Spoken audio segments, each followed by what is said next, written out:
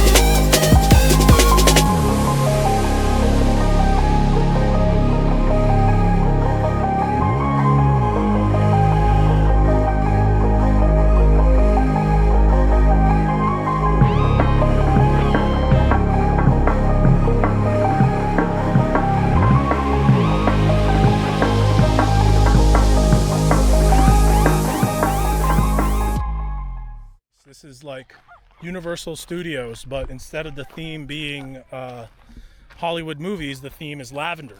Lavender, lavender everywhere.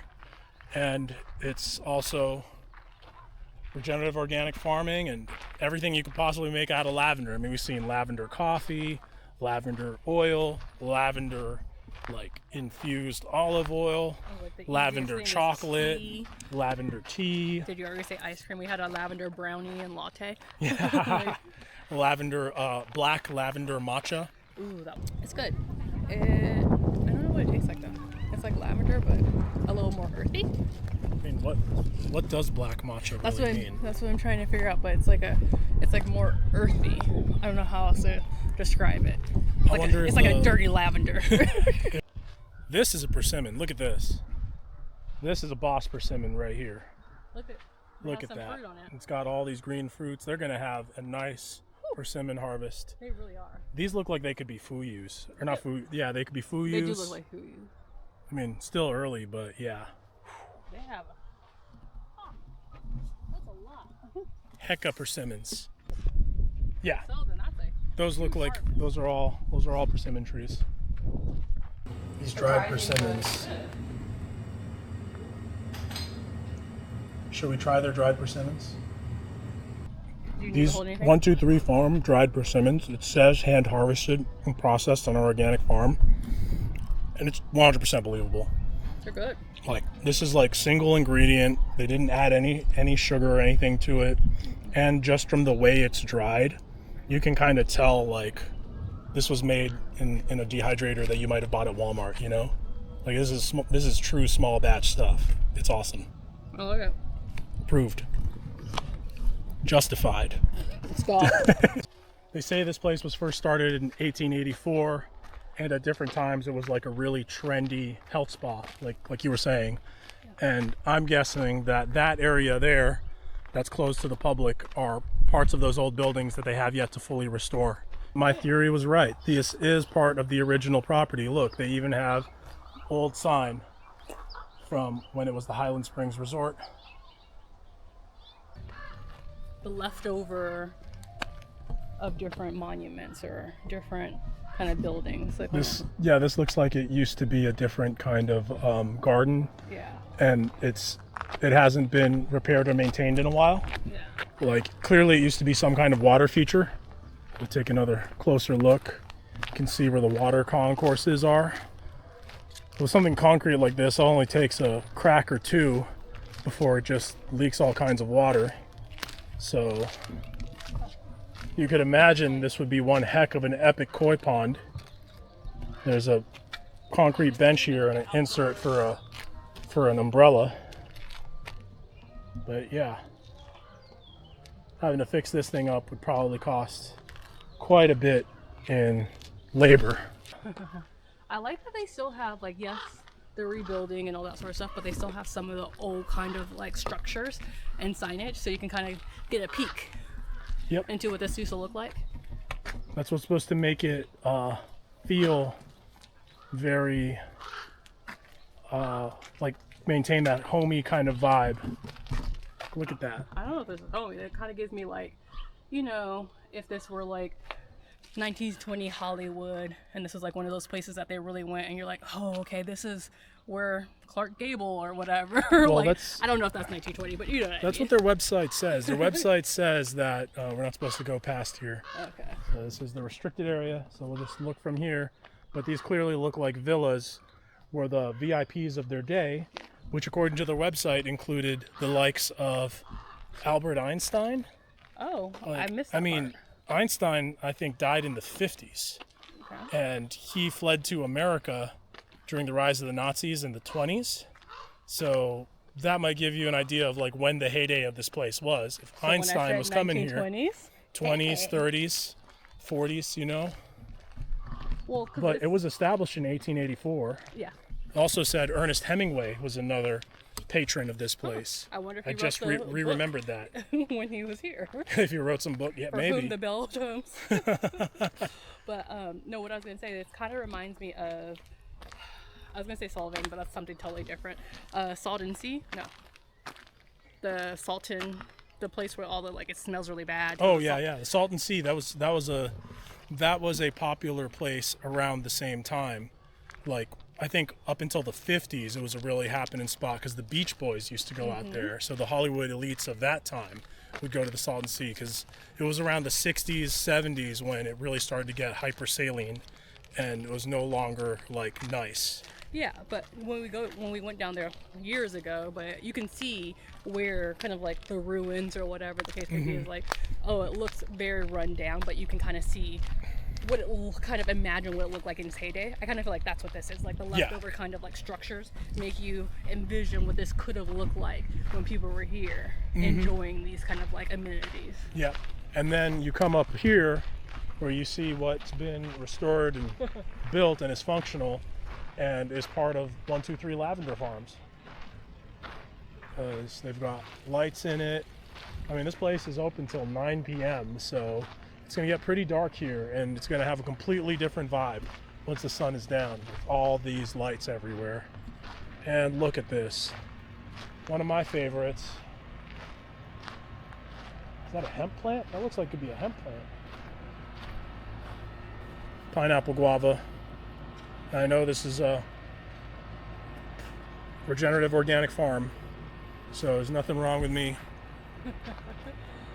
grazing on these pineapple guava leaves. Doing what you usually do, eating weird things. Pineapple guava, aka fajola. You don't like these? I don't think I tried it. Okay. I mean, it kind of reminds you of juicy fruit bubblegum a little bit, doesn't it? Not at all. Not at all? You say that a lot about things because I feel like you have like a very positive childhood memory when it comes to that. I didn't really like juicy fruit bubblegum, but these do have an interesting taste that I kind of like. It has like a hint of sweetness. That's like a citrus sweetness. So yeah, I know I usually tell you to not eat weird things, especially when they're just plants, but hey, I did it, I survived, and I liked it. Will I continue to do it? Nope. My presumption is that like one thing that I feel like I discovered in my little odyssey through organic farming and regenerative farming and stuff is that a lot of it is bankrolled by people who have a lot of money and a lot of very like firmly held beliefs and ideals about like organic farming and it changing the world and all of that. So those people are willing to put money into businesses, like into organic farm businesses that aren't very cash flow positive or don't make money or maybe break even. And it wouldn't surprise me if something like this, with all the work that goes into maintaining this and as splashy as this is, that it is a break-even business because there are a lot of people working here.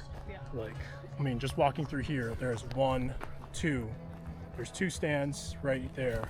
Each of those has at least 3 people in them, and there are like dozens of those, literally dozens of those around this farm. No, I mean like that one right there. where they have the corn dogs and donuts. But, you know, not everything necessarily has to make tons of money either, right? I guess I'm Like, there's more to life than just making money.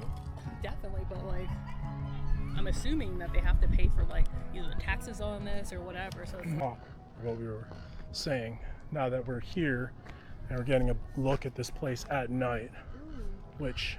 But that does look different at night. They have these little crystal chandeliers. Wow. Yeah, let's go take a look at that. I kind of jumped the gun. I know you said you wanted to walk back that direction, but kind of got excited. Sorry, I interrupted But you. yeah, lights factor a lot into this place, which also makes sense given that we're basically in like inland San Bernardino County / Riverside County, which means it is hot. It is hot as hell in here during the day. So it totally makes sense that you would organize everything around being an attraction at night when it's actually pleasant to be outside. Because, you know, it's the first week of June as we cross this cute little ferry bridge. Look at that.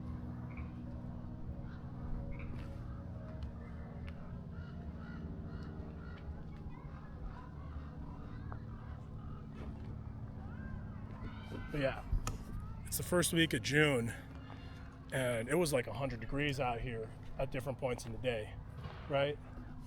So now it's like, if I had to guess, 70, 72, 73 and dropping. And look at how epic this stuff looks. All these Christmas lights. Okay, we can go back on your All right. trail. I just got sidetracked. The bling of the chandelier. I think they have an electric tractor here. Am I right? Is this an electric tractor? Is this the Monarch tractor? It is. That's so awesome. I love those guys. I love those guys. Heck yeah. My opinion of this place, beyond its vibe and everything, just skyrocketed. And I am even more convinced that this place is bankrolled by some people with really, really deep pockets. Only someone with really, really deep pockets who really, really loves the environment would buy an electric tractor for an agritourism farm. But that's the vibe that they're going for. I mean, look at this. This is the vibe that they're going for. This is incredible. Like, look at the expression on my wife's face right now. No wonder those tractor rides, those guided tractor ride tours were $8 per person, because you're riding in an electric tractor with style. You're like, I would pay the $8 now that I know it's a Monarch. I'm not sure I'd go that far, but Really? I support I'm it. surprised. I support it. That's like Tony catnip right there. It is. It is. I love electric tractors. I mean, I love electric everything. That's why we're becoming electric nomads, isn't it? Yeah. 2 vehicle household that are EVs. Two EV household, Model Y, R1S, and Loving both of them. Still. yes, indeed. We've stumbled Magical. back. Whimsy. Yeah. Fairy lights. No, I'm just kidding.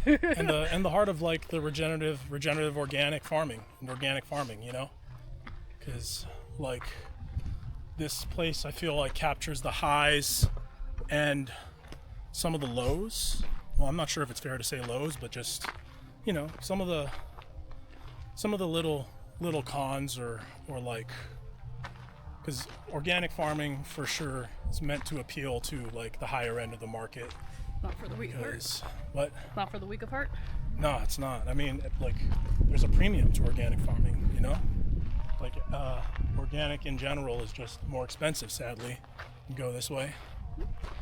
So everything has to cater to more expensive tastes, or it has to be packaged and sold to you in a more touristy kind of like vibes are king kind of context.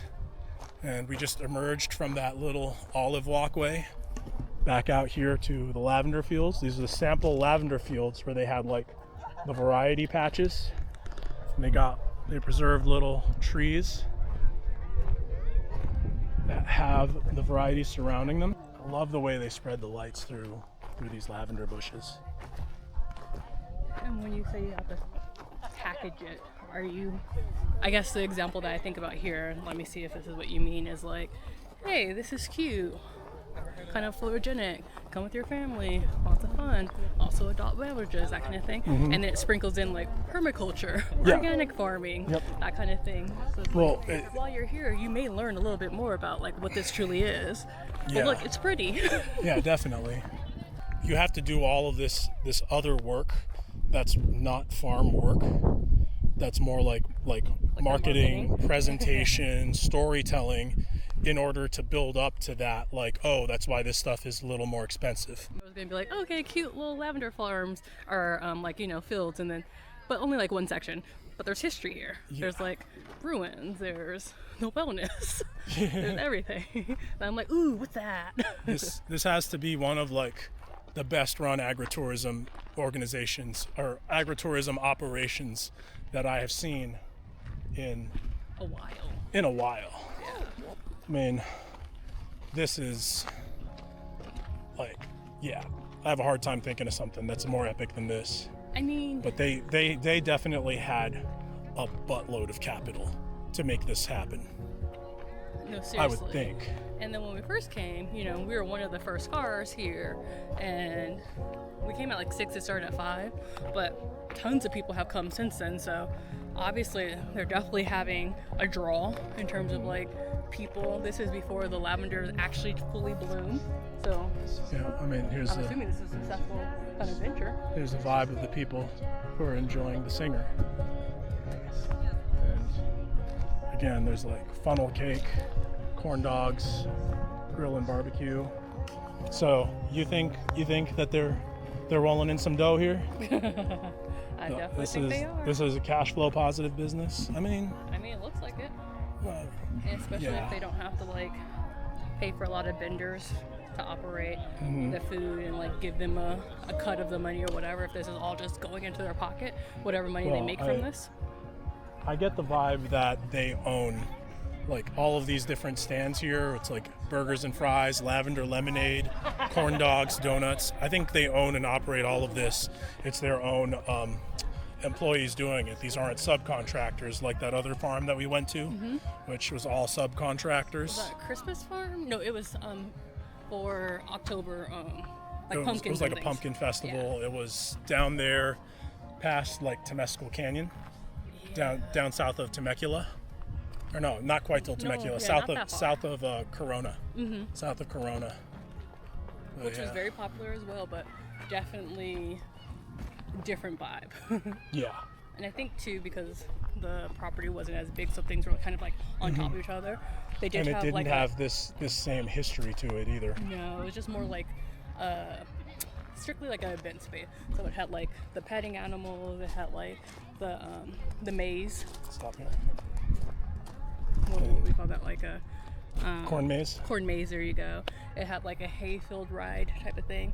So Mm-hmm. you know, think fall theme, those sorts of things, but nothing like this. Yeah.